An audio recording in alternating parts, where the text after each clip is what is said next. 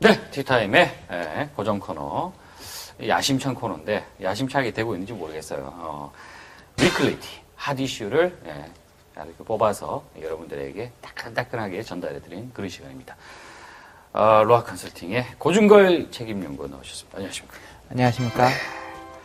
자, 뭐 오늘 또 다양하게 뭐 수많은 거 갖고 오셨는데, 몇 개나 하실지는 잘 모르겠네요. 자, 첫 번째 뭐 갖고 오셨습니까? 예, 첫 번째 소식으로는요, 네. 프라이빗 SNS가 부상하고 있다는 소식을 가져왔습니다. 프라이빗 SNS, 뭔가 은밀하다? 이 개인적인 어떤 그런 SNS입니까? 예, 좀 그런 거죠. 네. 기존의 페이스북이나 트위터 같은 경우에는 좀 퍼블릭하고 막 외부로 막 공개되고 그렇죠, 뭐. 무슨 광장에서 떠드는 느낌이지 않습니까? 네네네. 상대적으로 가족이나 친구 뭐 등과 좀 폐쇄적인 공간에서 커뮤니케이션하는 SNS를 프라이빗 SNS라고 합니다. 이 소식을 뽑게 된 이유는요. 네. 최근에 이제 네이버하고 다음이 캠프, 밴드라는 프라이빗 SNS 서비스를 출시를 했습니다. 써봤어요. 네. 예. 이런 서비스를 시작으로 이런 프라이빗 SNS가 부상하고 있다는 소식을 한번 뽑아봤습니다.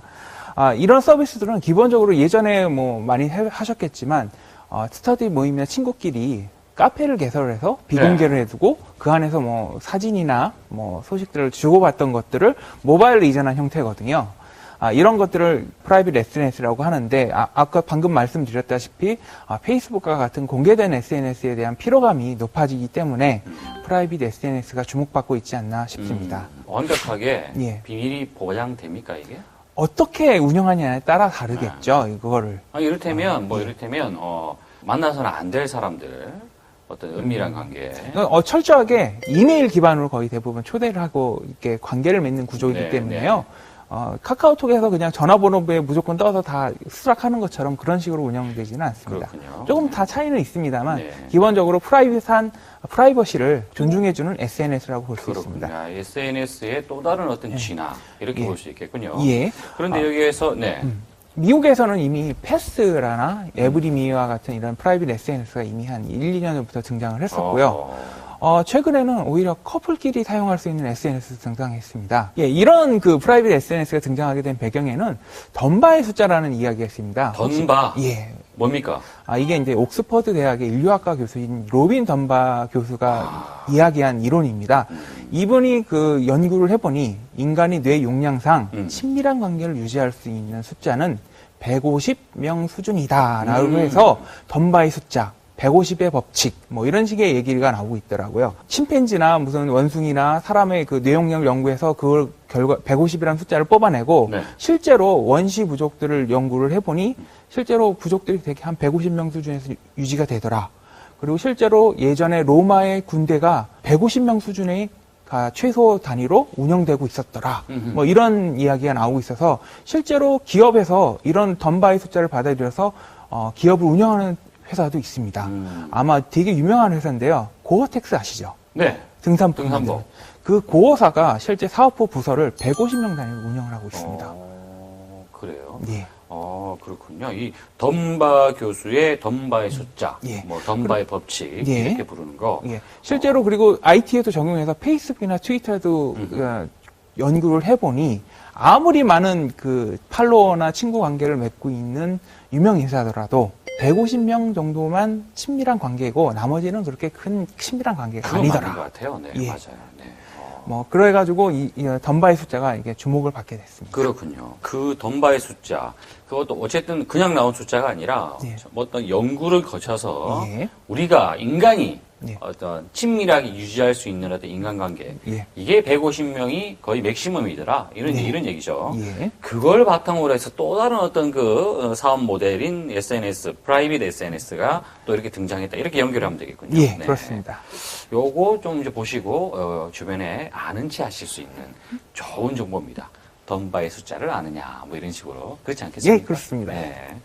자, 알겠습니다. 다음 이슈.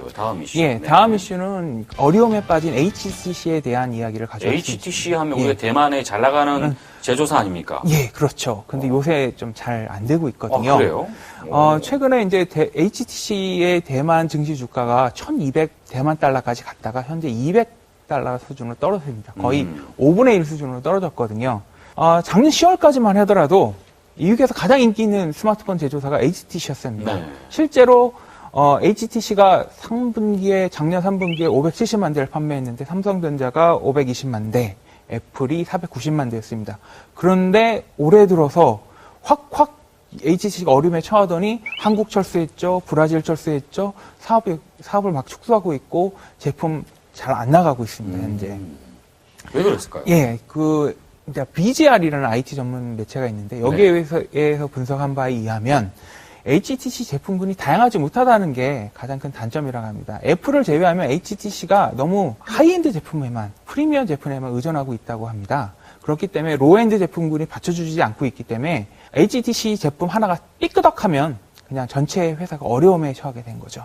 실제로 지금 HTC가 슈퍼폰이라고 해서 원엑스라는 그 제품을 내놨지만 제품 자체는 좋습니다. 근데 마케팅을 실패를 했기 때문에 회사 자체가 전부 다 어려움에 빠져 있습니다.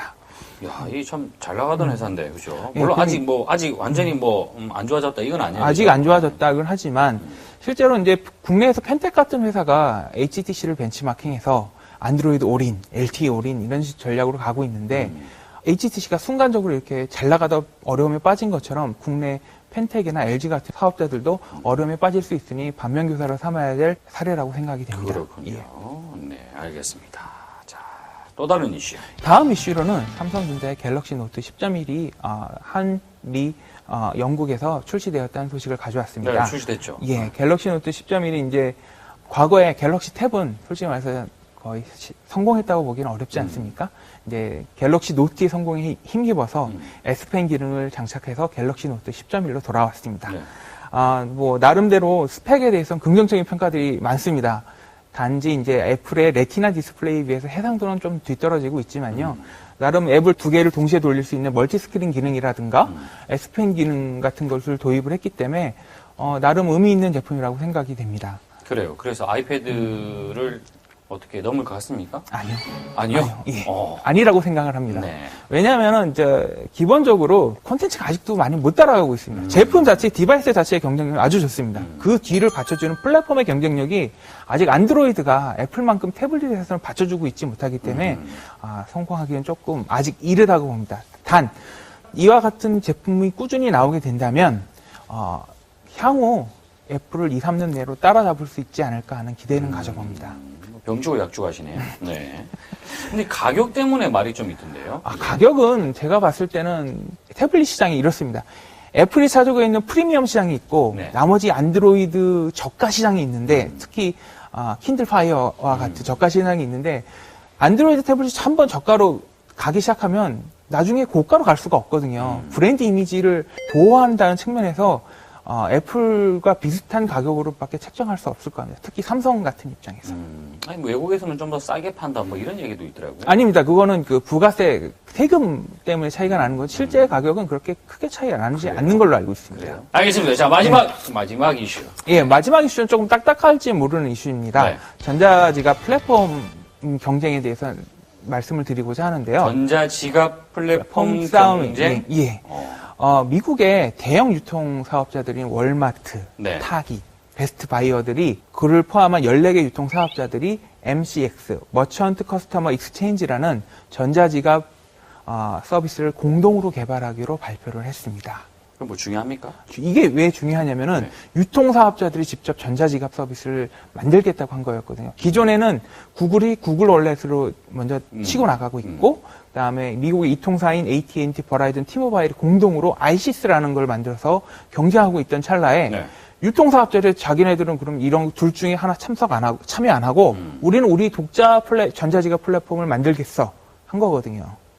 그렇기 때문에 이게 좀 의미가 있는 이슈이기 때문에 뽑았습니다. 그 전자지갑은 어디에 탑재를 하는 겁니까? 핸드폰에서 이용을 하는 거겠죠. 스마트폰에 탑재를 해서. 기본적으로 이제 과거에는 NFC 얘기 많이 들어보셨죠. 네네네. NFC가 휴대폰에 탑재를 해서 NFC를 이용해서 아무 데서나 이렇게 그냥 태그만 하면 결제를 할 것이라고 기대를 했는데 이렇게 그 오프라인 유통사업자, 플랫폼 사업자, 이통사들이 전부 다 갈려서 지금 싸우고 있는 판국이라 이게 제대로 지금 안 되고 있거든요. 네. 예. 그렇군요. 이거 우리로 치면 예.